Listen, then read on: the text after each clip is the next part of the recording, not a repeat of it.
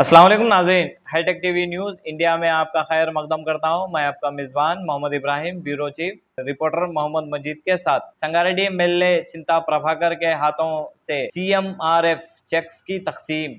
संगारेड्डी में रुकन असम्बली चिंता प्रभाकर ने वजीर आला अमदादी फंड सीएमआरएफ के तहत 59 मुस्तहिकीन में 15,64,000 रुपये के चेक्स तकसीम किए।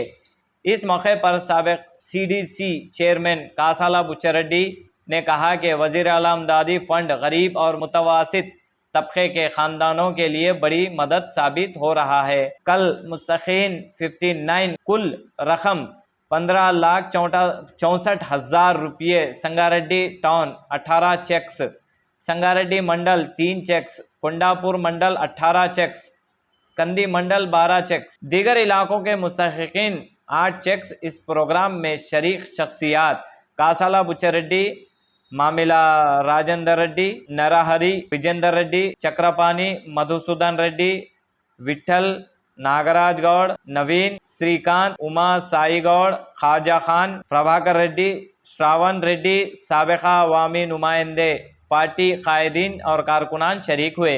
आइए ताज़ा तरीन खबरों के लिए देखते रहिए hitech TV news India. Sangareddy సకాలంలో లబ్ధిదారులు జరుగుతాం. దాంట్లో భాగంగా ఈరోజు కూడా 96 మందికి 23,10,10,000 రూపాయలు ఈ కాన్స్టిట్యూషన్ అందరికీ ఇవ్వడం జరిగింది. మరి ప్రభుత్వం ఏదైతే ఎన్నికలప్పుడు గరీబులకు హామీ ఇచ్చిందో అవన్నీ కూడా మరి ఎక్కడ ఒకరు నెరవేర్చడం సాధ్యం కాకపోయినా మరి ఏదైతే ఎలక్షన్ ముందు కానీ రేవంత్ రెడ్డి బహిరంగ సభలో కానీ మైకు పట్టుకునే వాళ్ళు కేసీఆర్ గారు తిట్టడం తప్పిస్తే ఏదైతే హామీలు ఇచ్చిందో 6 గ్యారెంటీలు హామీలు ఇచ్చిన కూడా నెరవేర్చకపోవడం అనేది దుర్మార్గమైనట్టు. ఇలా కాంగ్రెస్ బీజేపీ రెండు కలిసి రాష్ట్రంలో కాంగ్రెస్ అధికారం ఉంది, కేంద్రంలో బీజేపీ అధికారం ఉంది. బీజేపీలో ఏమో పెట్రోల్ తెలిసిన ధర ఒక వారంలో 10 రూపాయలు పెంచడం జరిగింది.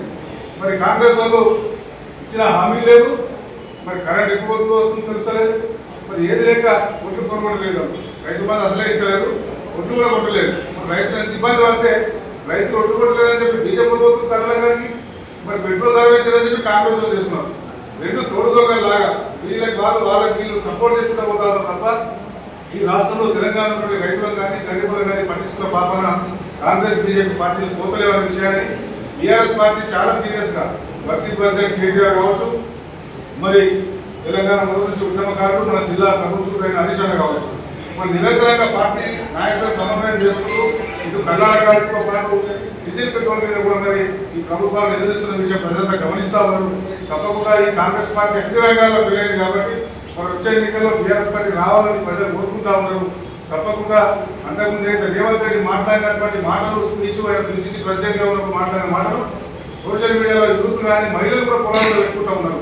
రైతు బంధు ఏమైనా 2 సార్లు ఇస్తున్నారు, 3 సార్లు ఇవ్వాలని చెప్పి రేవంత్ రెడ్డి బీఆర్ఎస్ను ప్రశ్నించిన విషయం కావచ్చు, డిసెంబర్ 9 కాకపోతే 4,000 తీసిస్తాం అక్కలు తిద్దామని చెప్పిన విషయం కావచ్చు, మరి ఇంటున్నటువంటి ఆడపిల్లలందరూ కూడా మరి 2,500 నెలలకు పింఛన్ వచ్చినట్టే 1వ తారీఖు ప్రతి నెల 1వ తారీఖు నడిస్తారని చెప్పి ప్రకటించిన విషయం కావచ్చు. మరి ఏ విషయం తీసుకున్నా ప్రజలందరూ వాళ్ళే గుర్తు చేసుకొని మరి ఎప్పుడు ఎన్నికలు వస్తాయని చెప్పి ఆలోచన చూస్తూ ఉన్నారు. కాబట్టి ఇవన్నీ ఆలోచన చేసుకొని మరి ఇప్పటికైనా సరే రేవంత్ రెడ్డి గారు మరి ఈ విషయాలను దృష్టిలో పెట్టుకొని మరి ప్రజలకు ఇచ్చిన మాటను అమలు చేయాలని చెప్పి బీఆర్ఎస్ డిమాండ్ చేస్తా ఉన్నాం. లేకపోతే వచ్చే ఎన్నికలు తప్పకుండా గుణపాలని చెప్తారు. మరి సంగారెడ్డిలో కూడా నీళ్ళకి కటకట అయితే ఉన్నది. గత బీఆర్ఎస్ హయాంలో మిషన్ భగీరథ కింద ప్రతి గల్లీకి కూడా నీళ్ళు ఇచ్చిన చరిత్ర బీఆర్ఎస్ అయితే కాంగ్రెస్ పార్టీ అధికారంలోకి వచ్చిన తర్వాత మన నీళ్ళకి కటకటనే ఒక అభివృద్ధి పని లేదు, అన్ని విషయాల్లో కూడా ఎంకరేజ్ చేస్తూ ఉన్నారు. కాబట్టి మరి భూముల వ్యవస్థ తప్పిస్తే సంగారెడ్డి కాంగ్రెస్ నాయకులకు భూములు ఏడున్నాయి, ఏ కంపెనీకి తప్పిస్తే రైతులకు అన్యాయం లేదు తప్పిస్తే ఒక ఎకరా ఇచ్చింది లేదు. మరి ఒక్కరు కూడా నీళ్ళు ఇచ్చిన పరిస్థితి కూడా ఈ కాన్స్టిట్యూన్సీలో జిల్లాలో జరుగుతుందనే విషయాన్ని స్పష్టంగా తెలియజేస్తూ తప్పకుండా కాంగ్రెస్ పార్టీకి ప్రజలు తిరిగి చెప్తారు. వచ్చే ఎన్నికల్లో బీఆర్ఎస్ పార్టీ కేసీఆర్ గారు ముఖ్యమంత్రి కావాలని చెప్పి కోరుకుంటున్న విషయం స్పష్టంగా అర్థమైతే జై తెలంగాణ.